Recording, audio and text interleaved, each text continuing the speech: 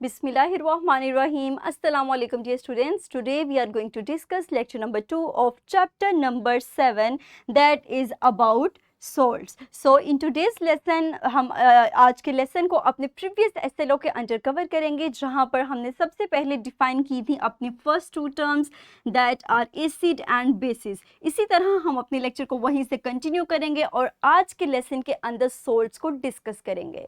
सो हमारे पास आपने previous lecture के अंदर हमने अपने 2 स्किल्स अचीव किए थे, जहाँ पे हमने एक एक्सपेरिमेंट परफॉर्म किया था of combining baking soda with vinegar.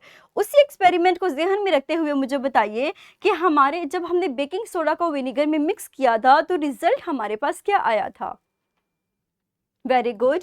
तो हाँ, इसी तरह हमारे पास फिजिंग साउंड प्रोड्यूस होने के अलावा एक और सब्सटेंस बनी थी उस रिएक्शन के अंदर, that new substance is named as salt, जो कि एसिड और बेस की रिएक्शन से बनती है, that is vinegar and baking soda.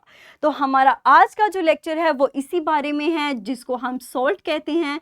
तो हम सोल्ट को डिफाइन करते हैं कि एक ऐसी सब्सटेंस है that is formed when acid reacts with base. आप नीचे पिक्टोरियल रिप्रेजेंटेशन में भी देख सकते हैं कि जब हम 2 सब्सटेंसेस को, फर्स्ट वन इज एसिड, जब हम एसिड को मिक्स करेंगे बेस के साथ तो हमारे पास जो तीसरी सब्सटेंस बनेगी, the new substance that is formed along with water is salt.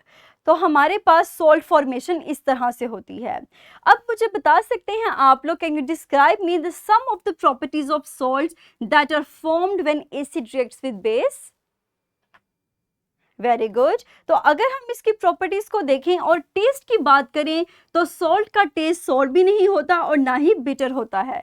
इसी तरह अगर हम सॉलिड सॉल्ट की बात करें तो वो कोरोसिव नहीं होता, बल्कि अगर हम इसको सॉल्यूशन की फॉर्म में कन्वर्ट करेंगे तो वो कोरोसिव होगा। यहाँ पर कुछ पिक्चर्स दी गई हैं सॉल्ट की, जो कि हमारे पास केमिकल सॉल्ट्स हैं जो कि लेबोरेटरीज में इस्तेमाल होते हैं। नेक्स्ट हमारे पास सोल्ट के अंदर कुछ हिस्सा जो है वो मेटालिक होता है, जबकि कुछ हिस्सा नॉन मेटालिक होता है, और ये डिसाइड करते हैं एसिड एंड बेसिस। हमारे पास जो मेटालिक पार्ट है that comes from base, whereas the non-metallic part comes from an acid। और इसी बिहाफ पर हमारे पास सॉल्ट को हम कैटेगराइज करते हैं as acidic salt, basic salt और न्यूट्रल सॉल्ट।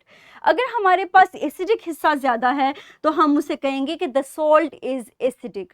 अगर हमारे पास बेसिक हिस्सा पोर्शन ज़्यादा है तो हम कहेंगे द सॉल्ट इज बेसिक, और अगर दोनों की कंसेंट्रेशन बराबर है तो we call that salt as a neutral salt. Further हम अपने एक स्किल को अचीव करेंगे, that is skill 7.1 to 7.2। You can easily get access to this skill by scanning this QR code, और is also available in the description. आप easily उस link पे click करके इस स्किल शीट को ओपन कर सकते हैं।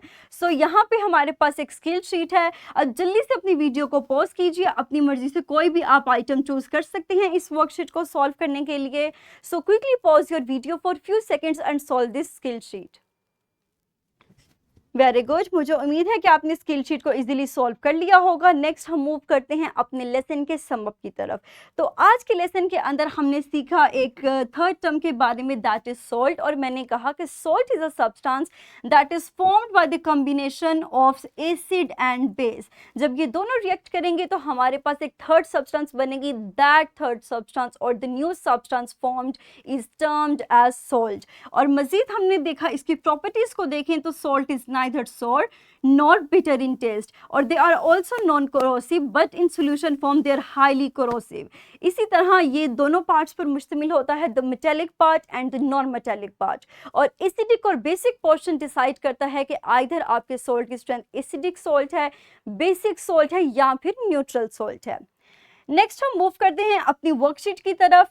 आप अपने इसी नॉलेज को अप्लाई करते हुए अपनी इस वर्कशीट को सॉल्व करेंगे। The link of this is also given in the description of this video. So dear students, pause your video for few seconds and solve this worksheet. Very good. So that's all about today's lesson. मुझे उम्मीद है कि आपको आज का lesson clear हो चुका होगा। इंशाल्लाह अगले लेक्चर के अंदर हम अपने लेसन को यहीं से कंटिन्यू करेंगे। सो तब तक के लिए अपना ख्याल रखिएगा। Thank you very much and Allah हाफिज़।